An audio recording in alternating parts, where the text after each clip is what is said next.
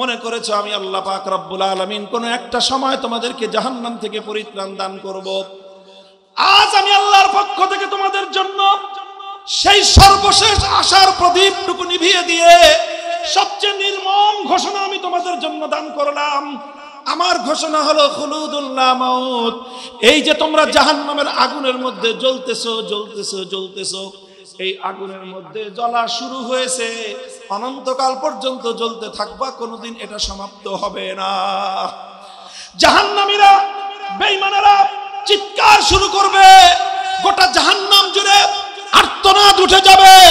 তারা মনে করতে থাকবে যে মালিক, এটা তুমি কি ঘোষণা দিলে? আল্লাহ গো, তুমি যদি বলতে এই পৃথিবীর সমস্ত বালুচরগুলো আর সমস্ত মরুভূমিগুলোতে যত বালুকণা আছে, এই বালুকণা সমপরিমাণ জাহান্নামের মধ্যে বছর আমাদেরকে জ্বলতে হবে।